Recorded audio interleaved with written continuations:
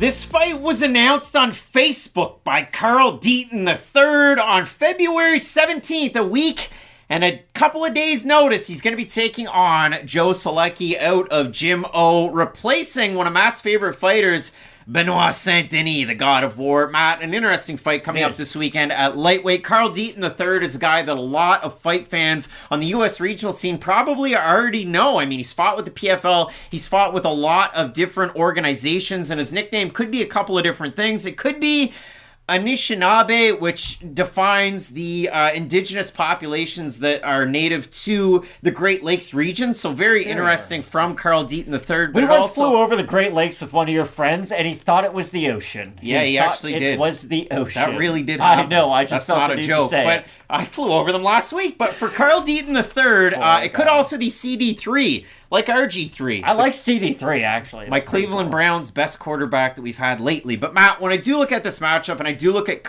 a guy like Deaton III, we kind of touched on this earlier on in the card. You have a guy like Jose Johnson, he's 15-7, and now you have Deaton, who's 33 years old, he's 17-5, he's finally getting that shot in the UFC, and a couple of no contests on that record as well. But if you go down through this record, there are some names that you might recognize. He has a win over Justin James from last year. He also has a fight against Vince Murdoch from back in 2017. So there are some names that you can draw off of, and that fight that he had against Justin James, there are even some parallels and some positives you can draw from in a fight like this against Joe Solecki. There definitely is, but this has to be said about Justin James. He had lost 6 straight fights leading up to that, including that fight. Not 6. He was not on the best stage of his career. He had lost 4 leaving the UFC, and then he had lost 1 immediately after. So for Justin James, he definitely was not at the best stage of his career whatsoever. And this thing about Joe Solecki, you hate to describe him this way, but I do think it does give the best credit to his skills. There's not a lot of new MMA fans who are saying, hey, Joe Solecki's my favorite fighter to watch, because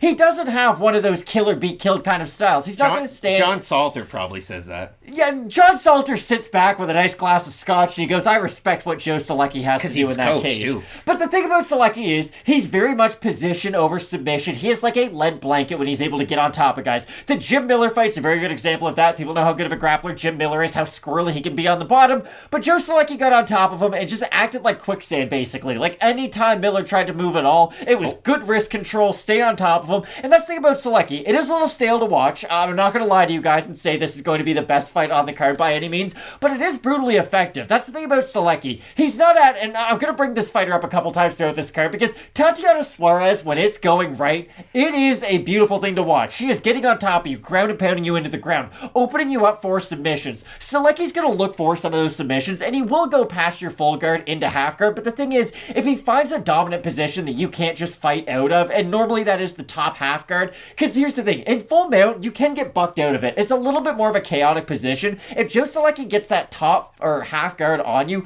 he's just a very heavy fighter, a very dominant fighter from that position. And that's the thing about Solecki. Is he a little bit lacking on the feet? Yes, he is. But if he's able to get the fight to that one position where he's on top of his opponent and he's really turning it into an endurance grappling match, he's a tough fighter to deal with. Yeah, and if you look at it for Deaton, he was already getting ready for a fight. So this one is on short notice, but he's getting ready for one against 5-2 jackpot Jesse Smith at WXC 89. So that fight was supposed to be coming up this Friday. Now he gets an extra day to kind of cut the weight, get ready for it. But again, if you look at it for Deaton III, total combined opponent record out of all of those fights, the 24 fights that he's had as a pro, 186, 146, and 2. That's an average of 7 3/4 and 6.08. So the experience is what it is. It's against a level of competition. Again, as I mentioned, he fought with PFL. If you look at that fight against Alejandro Flores, he loses that one by split decision. I thought Flores did win 2 rounds out of that one.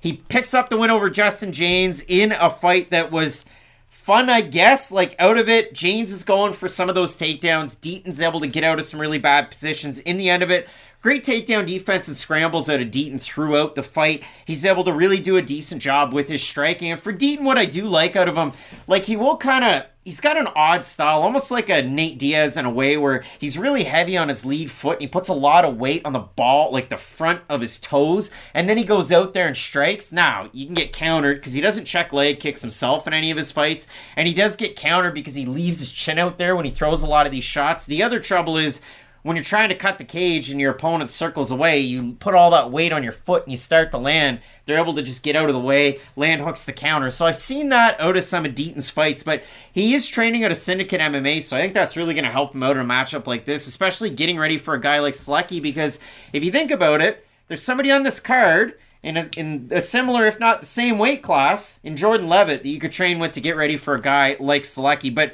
we do know Solecki, he is good at getting the takedown. He is very economical with his grappling. And if you look at it in his fight against Lecco, his last time out, De Silva, it was kind of one of those ones where you worried a little bit. It's a majority decision win for Solecki. De Silva lost a point due to grabbing the fence in the second round of that matchup. But for Silva, for Solecki, you worry a little bit about the chin. And for Deaton, he's like Chumbawamba. He gets knocked down. He just keeps getting back up again at a lot of these takedown attempts on the regional scene. So I'm eager to see what kind of a matchup we get out of this one.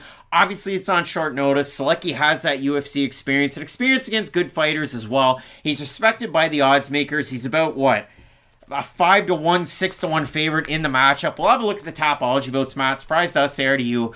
I'm going to say over under 90% with Solecki. Probably over. Early on in the week, that's usually what happens. 432 total votes, 96% Solecki, 57% by submission.